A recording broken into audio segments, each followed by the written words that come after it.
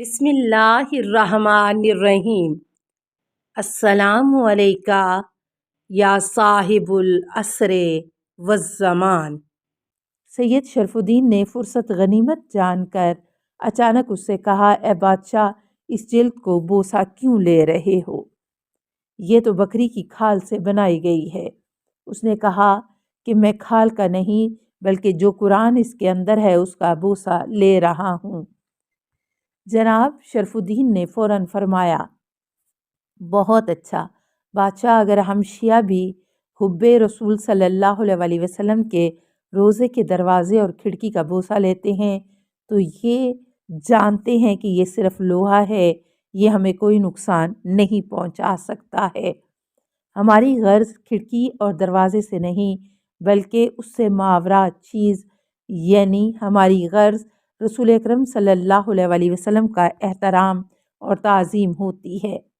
یہ تعظیم و تکریم بالکل اسی طرح ہے جس طرح تم بکری کی کھال چوم کر قرآن کی تعظیم و تکریم کر رہے ہو۔ یہ سن کر تمام حاضرین نے تکبیر کہی اور ان کی تصدیق کی۔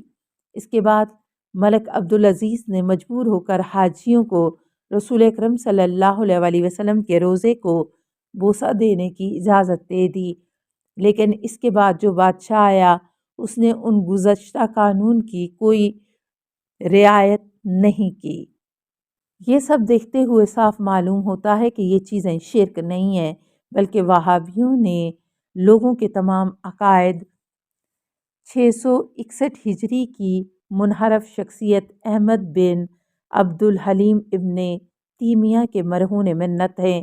اگر یہ کہا جائے کہ تقریباً 600 سال کے عرصے تک مردہ پڑے ابن تیمیہ کے منحرف عقائد اور مختلف بدعتوں کو عبدالوہاب نے نئے سرے سے اجاگر کیا اور لوگوں کے درمیان پھر سے زندہ کیا تو قطعاً غلط نہ ہوگا، کیونکہ تحقیق کرنے پر یہ بات واضح ہو جاتی ہے کہ آج کی وہابیت ابن تیمیہ کے خود ساختہ عقائد و نظریات کی بنیادوں پر استوار ہے۔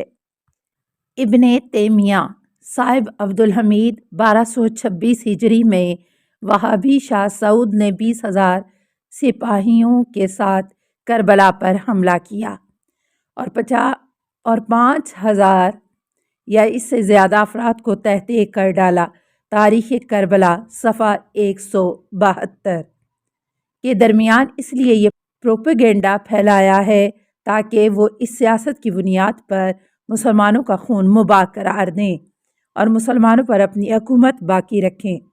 تاریخ اس بات پر شاہد ہے کہ وہابیوں نے امت محمد پر مصائب کے کتنے پہاڑ توڑے ہیں۔ آذان میں حضرت علی علیہ السلام کا نام کی گواہی۔ ڈاکٹر تیجانی شیعہ حضرات اذان و اقامت میں اس بات کی گواہی کیوں دیتے ہیں کہ علی علیہ السلام خدا کے ولی ہیں؟ آیت اللہ باقر الصدر، کیونکہ حضرت علی علیہ السلام خدا کے بندوں میں ایک منتخب شدہ ہیں اور خداوند متعال نے انہیں لوگوں پر فضیلت و برتری عطا کی ہے تاکہ انبیاء کے بعد رسالت کے بار سنگین کو وہ اپنے دوش مبارک پر اٹھا سکیں، اور تمام ائمہ علیہم السلام پیغمبروں کے اوصیاء اور جانشین ہوتے ہیں، اور جس طرح ہر پیغمبر کے پاس اس کا ایک جانشین ہوتا ہے، اسی طرح پیغمبر اسلام حضرت محمد مصطفیٰ صلی اللہ علیہ وسلم کے جانشین مولائے کائنات علی ابن ابی طالب علیہ السلام ہیں۔ ہم لوگ انہیں تمام اصحاب پر مقدم قرار دیتے ہیں کیونکہ خداوند متعال اور اس کے رسول نے انہیں تمام لوگوں سے افضل و برتر جانا ہے، اور ان کی فضیلت و برتری کے لیے ہمارے پاس قرآن اور احادیث سے عقلی اور نقلی دونوں دلیلیں موجود ہیں، اور ان دلیلوں میں کسی طرح کا کوئی شک و شبہ کی گنجائش نہیں ہے، کیونکہ یہ دلیلیں صرف ہمارے لحاظ سے متواتر نہیں ہیں بلکہ اہل سنت حضرات کی کتابوں میں بھی تواتر کی حیثیت رکھتی ہیں۔ اس سلسلے میں ہمارے علماء نے بہت ساری کتابیں لکھی ہیں، کیونکہ بنی امیہ کی حکومت کے زمانے میں مولائے کائنات کی خلافت کو نابود کرنے اور ان کے بیٹوں کو قتل کرنے پر سارے حکمران تلے ہوئے تھے، اور نوبت یہاں تک پہنچ گئی تھی کہ مسلمان ممبر سے آپ پر نان و تان کرتے تھے اور ان مسلمانوں کو اپنی طاقت کے بل بوتے پر اس کے لیے ترغیب دی جاتی تھی۔ اسی لیے شیعہ اور علی علیہ السلام کے تمام پیروکار اذان و اقامت میں گواہی دیتے ہیں کہ علی ابن ابی طالب علیہ السلام ولی خدا ہیں، اور یہ چیز مناسب نہیں ہے کہ کوئی مسلمان ولی خدا پر لعنت بھیجے۔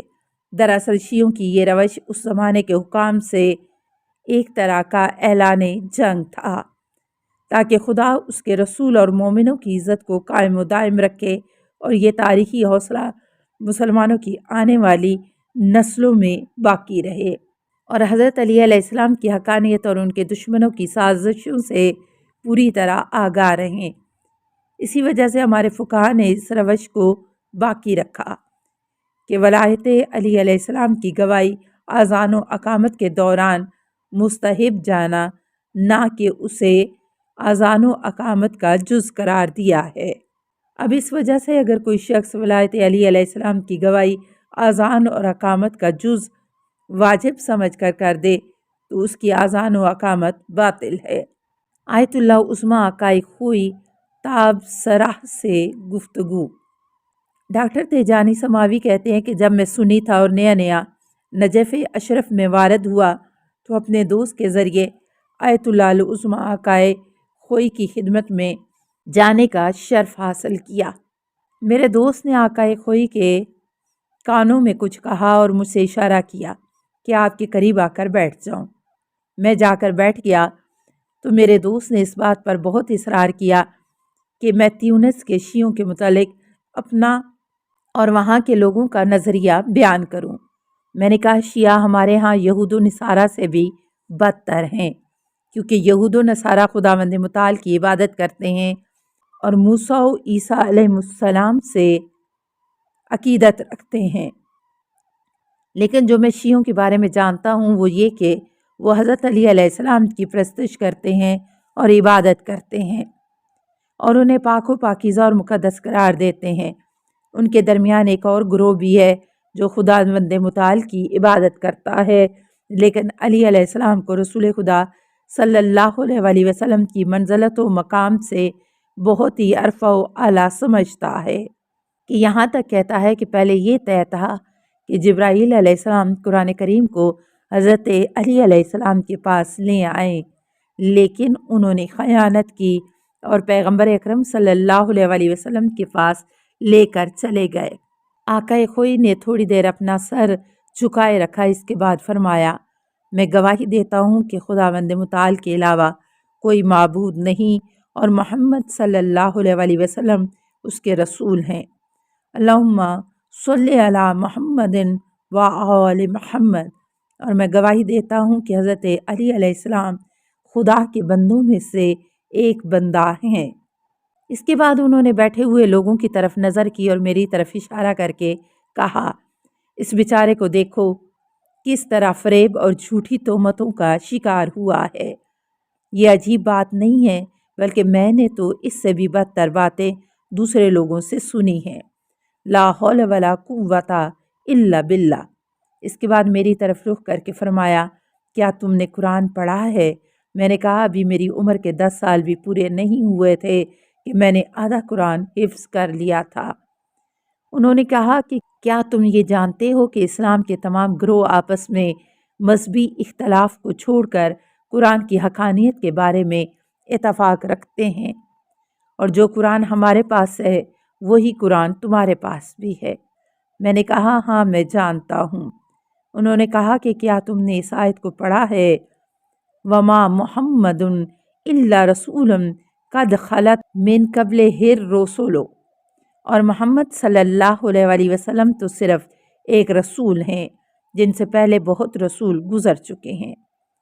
اور خداوند عالم فرماتا ہے محمد رسول اللہ والذین معہ اشداء علی الکفار۔ محمد صلی اللہ علیہ وسلم اللہ کے رسول ہیں اور جو لوگ ان کے ساتھ ہیں وہ کفار کے لیے سخت ترین ہیں۔ پھر یہ بھی ملتا ہے ما کان محمد ابا احد من رجالکم ولکن رسول اللہ و خاتم النبیین۔ محمد صلی اللہ علیہ وسلم تمہارے مردوں میں سے کسی ایک کے باپ نہیں ہیں، لیکن وہ اللہ کے رسول اور سلسلہ انبیاء کے خاتم ہیں۔ کیا تم نے ان آیتوں کا مطالعہ کیا ہے؟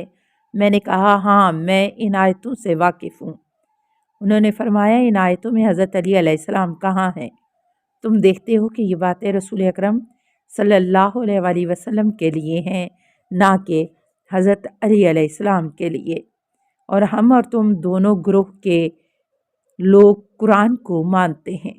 تم کس طرح ہم لوگوں پر تہمت لگاتے ہو کہ ہم پیغمبر اکرم صلی اللہ علیہ وسلم سے حضرت علی علیہ السلام کو افضل و برتر سمجھتے ہیں۔